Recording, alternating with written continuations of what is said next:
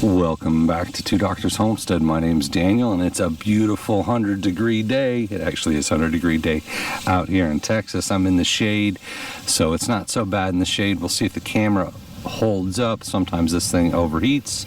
You hear some cicadas going, hear a little bit of noise from the turkeys. They're pretty quiet. I'm not sure where the pigs are. I'm sure they're hiding in the shade somewhere, right? And I can't blame them for that. But I want to jump in on a book I've been reading. It's, see if it shows up on screen, Prepper's Financial Guide. It's Jim Cobb. It's Strategies to Invest, Stockpile, and Build Security for Today and the Post-Collapse Marketplace. And it's actually been a pretty good book. I'm sort of surprised, right? I didn't really know what to expect going in. But I've been impressed. I might actually split it up here into a couple videos, but I might recommend it. It's not all about post-apocalyptic, right? It's just some good knowledge, good information on investing, building security, not so much only related to some kind of Shtf scenario. There is one section that I want to get in today, and I feel like I've got some pretty strong opinions on this, which is post-collapse barter and trade goods. And I do see it a lot in the prepper communities talking about getting your barter box, stashing things for when you're going to have to barter in sort of a post-apocalyptic, post-zombie apocalypse, Mad Max kind of world, and all the things you want to barter. And he does get into that, and I do actually agree with some of this and some of it not. So just reading a little bit from it. First, the items must have inherent value to you. Remember, there's a possibility you'll never have the opportunity to use items for barter. The idea is to choose a few things you'd normally use anyway and stock up on extra for trading purposes should the need arise. And I think that's a good sentence, and it's something I've said before on post-apocalyptic bartering and building this stash of all this stuff that you're going to have to trade.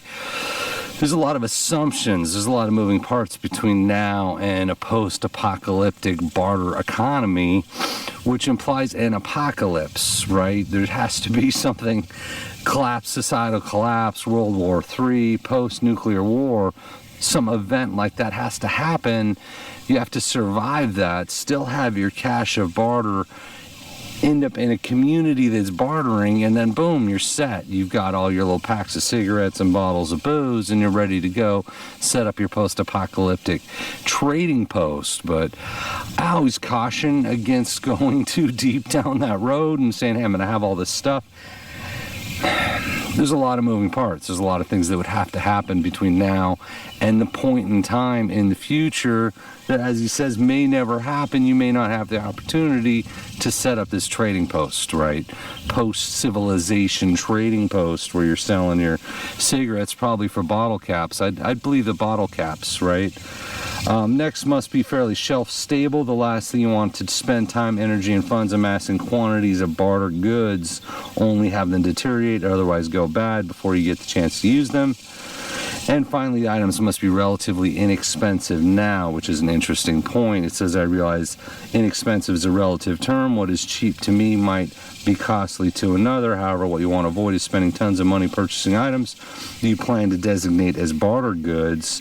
It makes little sense to sink thousands of dollars into your version of wampum, with the result being you can't afford basic necessities for your family. And I'm not saying I see people doing that, but in the prepper groups and people are talking about stockpiling stuff for this fantasy post-apocalyptic trading post. And I know we do a prepping channel, and you're like, what are you talking about? There's a prepping channel. I do believe it's important to be prepared. It's just the way I was raised, second-generation prepper. I think it's a good idea to be self-sufficient. That's why we do the homesteading thing. I think self-sufficiency is important. Being prepared is important. It doesn't necessarily mean preparing for the end of the world, preparing for the end of World War III. There's a lot of things that could happen. There's a lot of good reason to have some extra food put away, to become more self-sufficient, to think about things like self-defense, building communities. There's a lot behind prepping. When you jump into the idea of post-collapse bartering, to me, that's a stretch, right? Not saying don't do it, that's a stretch. And of course, immediately he goes into suggested bartered goods, which is vices, of course, tobacco, alcohol. Now, tobacco does have a shelf life. If you don't smoke, I think it's silly. I don't think it makes sense. You're going to buy a bunch of tobacco. Once again, waiting for a chance, post-apocalyptic opportunity, post-collapse, that you could then use that as a barter item. Like, you do you, certainly on that. Same thing with alcohol.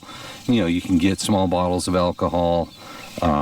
If you're only buying it to stash away, once again, for this post-collapse, that you're implying you'd survive and you'd still have your box of goodies, and then you're going into this trading post. I just don't know that that's worth the time, I guess is what I'm saying. I'm not saying don't do it. You do you, but is it worth the time to prepare that far ahead into the game? And I don't know. I don't know is the answer on that. If you smoke and you want to have some extra tobacco, go for it. If you drink alcohol and you want to keep some extra bottles around, go for it. Now, it's not to say you can't barter now, right? I have a friend that's big on bartering, trading, trade you this, trade you that, trade you ammo, trade you this. I mean, there's people that do it. I'm nothing against that, nothing against barter. But if you're taking the time to set aside stuff to build this post-apocalyptic trading post, I don't know. I don't know is the answer. But he does have advice, right? He did talk about the tobacco. He talks about the alcohol, coffee, tea. So he's got his vice list: alcohol, caffeine tablets, candy, cocoa mix, coffee, tea, and tobacco. So that's the vice list of barter items. He's got a list of consumable barter items in here. Heirloom seeds is not a bad idea. Baking staples, garden produce, sweeteners, multivitamins, spices, herbs. He goes into different kind of medical supplies that might be useful in a barter environment. Analgesic ointment, antacids, antibiotic ointment, antidiarrheals, whole long list. The idea of having extra hand tools, once again, set aside that you could barter with later on. List of recommended hand tools. You've got hygiene supplies in here, clothing items like socks and underwear, as well as miscellaneous barter items. So a lot of good information. So if it's something you're interested in, so that's one chapter. So there's a lot of good information in the book. And he certainly explains and talks about some things you might want to have stashed away for the post-collapse barter. So I don't know that it's worth spending the time and energy on something like that right now. If you barter now, if you barter with your friends, if you're into that kind of thing, and I know people that are, I get it. It makes complete sense. To me, it doesn't make a lot of sense to start buying things you wouldn't normally use, and the book does sort of suggest that as an idea, but also cautions against it, to set aside to have this barter box waiting for a post-collapse return to society, right? I don't think we're that far along. I said I'm second-generation prepper, so my dad prepped for a long time before I was born. I've been prepping my whole life. We're still just preppers, right? We're not in that post-collapse society. It may never happen. Not saying it's not a reason to prepare, but I've always felt like having that idea of a barter box, having that idea of you're accumulating stuff, especially things you might not normally use or consume, as a post-collapse, right? I just don't know that that is the place to spend your time, the place to spend your resources. Now, having said that, I'm not putting the book down. I do. I think it's a good book. There's surprisingly a lot of good information in here. And I will probably come back. I'm kind of clicking around on the book as we're speaking here. I will probably come back and come back into the book a little bit, go through a few different areas, but the barter was chapter 5. It talks about what is economic collapse, debt reduction, great ideas on debt reduction, how to get your debt into a manageable situation. I think there's a lot of good information there. What is economic collapse? A lot of good information there. I've been wanting to do a video on that for a while, and I think this kind of inspires me there. What is currency? Good section on precious metals and minerals, I did sort of expect the whole book to be a big hoorah, buy your gold, stash your gold, get your gold now while you still can. I caution from encouraging those kind of investments myself. Don't give financial advice. And the book doesn't go too hard on that. So that was my initial concern when I saw the book. It would just be a big sales pitch for buy your gold now. And it's not. It's definitely not that. It does give you information on gold, the history of gold as a currency, right? But it doesn't really turn into kind of too sales pitchy. So thought that was pretty good. Want to lean into that a little bit on barter.